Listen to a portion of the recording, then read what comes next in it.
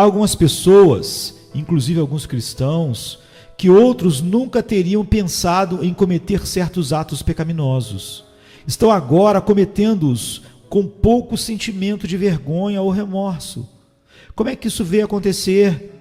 Podemos ilustrar o processo com um exemplo bem simples. A ruptura de um matrimônio cristão pelo adultério. Quando essas pessoas se casaram, esperavam genuinamente permanecer fiéis. Mas por toda parte vemos adultérios, até mesmo entre cristãos. Como é que isso acontece? A resposta se encontra neste princípio do poder da tentação estar fortalecendo o desejo pecaminoso pelo adultério. Assim como o desejo pecaminoso é fortalecido, assim também o poder da tentação cresce, até que o poder combinado dos dois persuade a pessoa a cometer o pecado do adultério. Este não é um evento que ocorre subitamente. Houve um processo que ocorreu, um processo que persistiu durante muitos anos antes que o pecado de fato fosse praticado. Muitas vezes o processo se dá da seguinte maneira: depois de alguns anos de vida matrimonial, um dos cônjuges experimenta a tentação para ser infiel. Esta primeira tentação encontra guarida porque apela para os desejos pecaminosos que já existem no coração. A primeira tentação encontra certa resposta, mas a alma a resiste parcialmente. Pode ser que até mesmo se sinta chocada por estar considerando tal coisa. A tentação é resistida. Muito embora a tentação tenha sido resistida, ela chegou a entrar na alma e começou sua obra de fortalecer o desejo pecaminoso daquele pecado. A tentação alimenta esse desejo de diversas maneiras. Sendo assim, o desejo cresce. Disso resulta que a própria tentação cresce na sua força. Depois de certo tempo, o desejo pecaminoso tem se tornado tão forte que só necessita de uma tentação que lhe propicie uma ocasião adequada a fim de que o pecado seja cometido. Só existe uma maneira de nós lidarmos de modo satisfatório com a questão da resistência à tentação.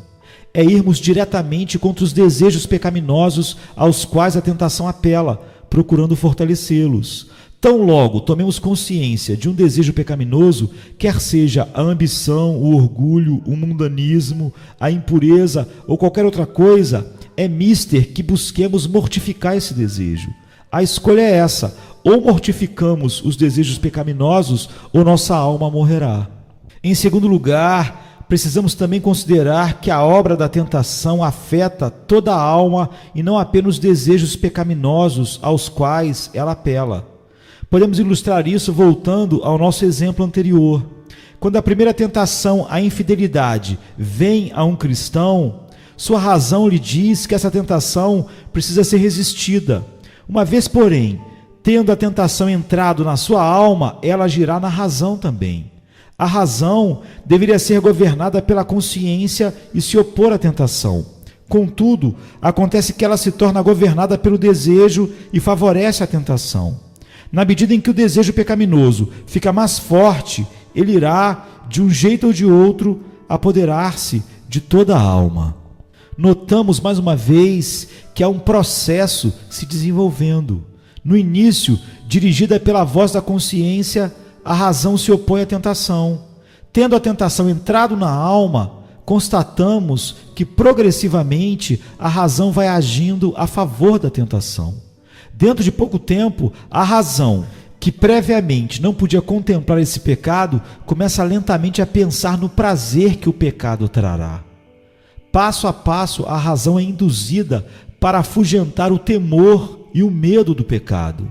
Finalmente, ela estará incentivando e justificando o próprio pecado que antes não podia sequer contemplar. É realmente amedrontador considerar o poder da tentação em perverter o uso da razão com vistas aos seus fins iníquos. Então aprenda da sua própria experiência. Deveríamos sempre aprender da nossa própria experiência assim como da dos outros. O que é que sua própria experiência de tentação no passado lhe ensina? Acaso não lhe ensina que a tentação maculou sua consciência, perturbou ou roubou sua paz, enfraqueceu na sua obediência e escondeu o sorriso de Deus de você? Pode ser que a tentação tenha falhado e não tenha conseguido persuadir a dar vazão ao seu desejo pecaminoso.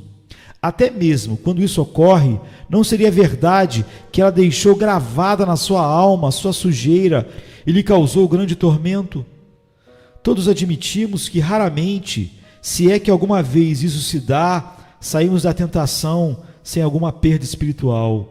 Se essa é a sua experiência, então como poderia você voluntariamente se deixar enredar pela tentação? Se você está gozando de liberdade da tentação, cuide-se muito para evitar que entre na tentação outra vez, caso alguma coisa pior lhe suceda. O alvo de Satanás ao tentar o homem é sempre o mesmo. Em cada tentação, o alvo principal é sempre o mesmo. É sempre desonrar a Deus e arruinar nossas almas. Acaso você trata levianamente a tentação ou brinca com ela quando sabe o que ele pretende obter? Crê realmente que a tentação quer alcançar tanto você como Deus? Se for assim, então a gratidão a Deus exige que você use os meios que Deus colocou à sua disposição para frustrar o alvo de Satanás quando ele o tenta. Já demos muitas razões aqui pelas quais os cristãos devem sinceramente evitar a tentação. Deve ficar claro para todos que este é o nosso dever como cristãos. Há pessoas, porém, que ainda levantam objeções que podem minar nossa resolução.